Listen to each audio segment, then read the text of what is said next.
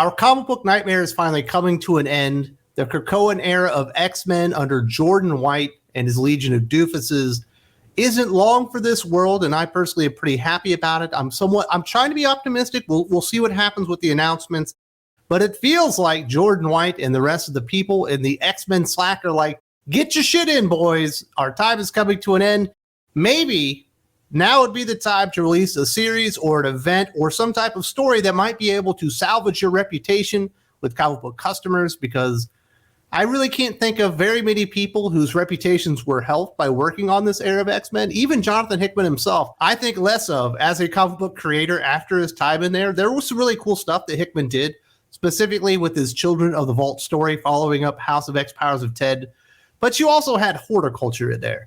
And once I got to that horticulture story, that was the first time I really realized maybe Jonathan Hickman isn't as smart or as good as I thought he was. Like, if he was that good, he wouldn't have wrote this story. And that's kind of one of the things that ended up hurting Ben Percy, who started out with X-Force, but also then relaunched the new ongoing Wolverine series. And we are getting a Wolverine event, and that's what I'm talking about here today.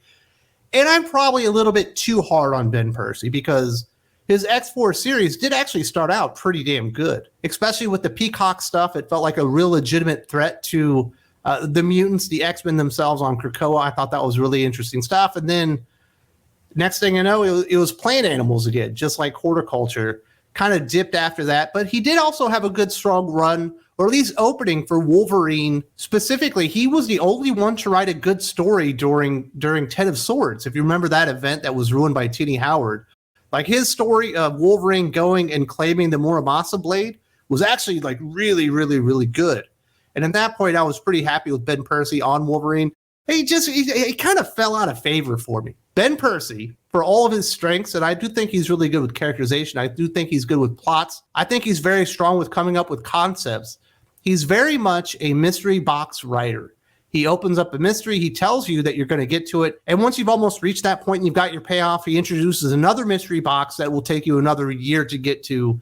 And it just kind of gets tiring for me. He's going to be doing a Sabretooth Wolverine War event that's coming up. And I just think it's too little too late. But now it's time to bring in the big guns. No longer is Omega Red like the big villain for Wolverine. He's bringing in the classic Sabretooth. And I got some thoughts on that. Things have been looking pretty bleak for mutants in the Marvel Universe lately. For Wolverine, it's clear that life will continue to get worse before there's a light at the end of the tunnel. That's because everybody's favorite X-Man is due for a hyper-violent rematch with his greatest enemy. Marvel Comics has revealed Wolverine, the Sabretooth War, a new 10-issue storyline that pits Wolverine against Sabretooth for the first time in the current Krakoan era. The storyline begins in January's Wolverine 41 and culminates in Wolverine 50 later in 2024. And I imagine that will be one of the final salvos of the Krakoan era under Jordan White. I think this is kind of one of their last attempts to write something that people aren't just going to kind of roll their eyes or ignore, or maybe just get excited about.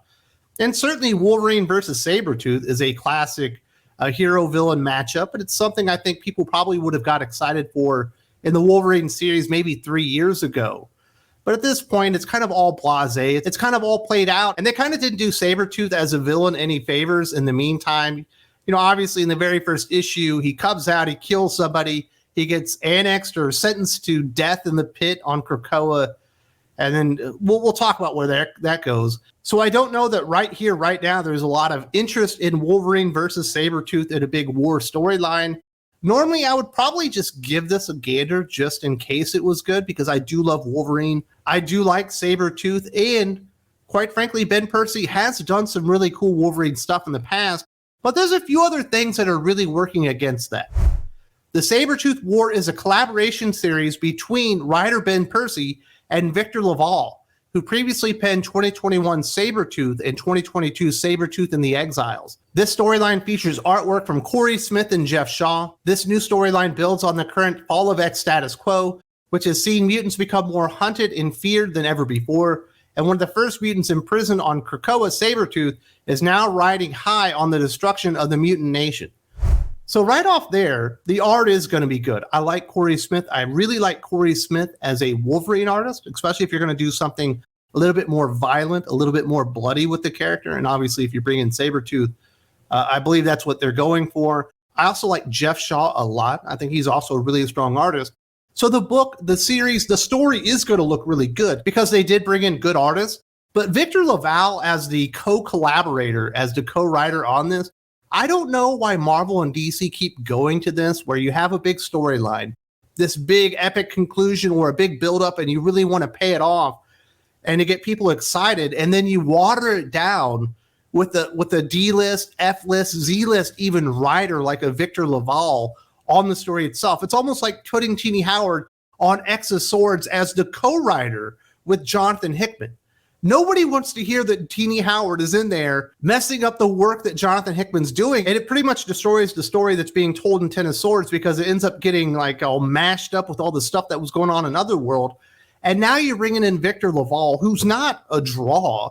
Nobody knows who he is in comic books. I know who he is because I've actually read a few of his comic books, and quite frankly, they're not very good. His beginning of his Sabretooth series, the first miniseries, like isn't that bad.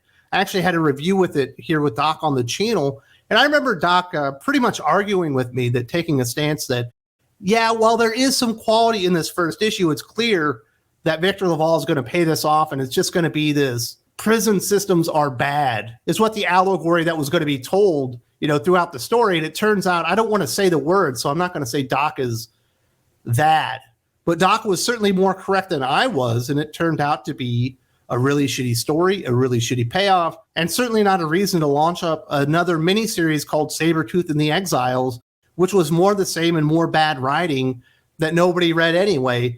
And I was kind of high on Victor LaValle there for a minute because I was reading a series of his at Boom Studios. It was called Eve. I don't know if you guys read this. It was actually pretty interesting. The premise was cool. There was a robotic teddy bear. There was a girl in the future, and she woke up, and there was something special about her. They're going to pay off this mystery because the world has changed. And then when I get to the last issue, and I think there's even been a sequel to this, but at least it's create your own stuff and, do what you got to do, Victor LaValle. But the payoff was this girl, this character becomes Johnny Appleseed in a mech suit. And she was going to go and plant trees all over the world to fix the climate. And I was like, I felt so stupid. I felt so gullible. I felt duped for even buying into the premise and the characters and the story, and certainly buying into Victor LaValle as a creator. At that point, I just don't have strong feelings for him, and certainly his work on Sabretooth and the Exiles followed that up and basically confirmed that I was correct, that he's not a very good comic book writer. And I think Ben Percy could probably do something really cool with Wolverine and Sabretooth, but I don't want Victor LaValle, somebody that probably shouldn't even be working for Marvel Comics because he's not big enough talent.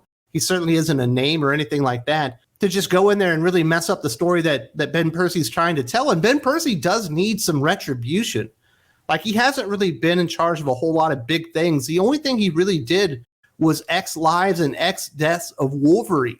If you remember that a big event that they did a couple of years ago, it was basically formatted like House of X Powers of 10, trying to make you remember when Jonathan Hickman was writing really groundbreaking stuff on X-Men, but it was focusing in on Wolverine.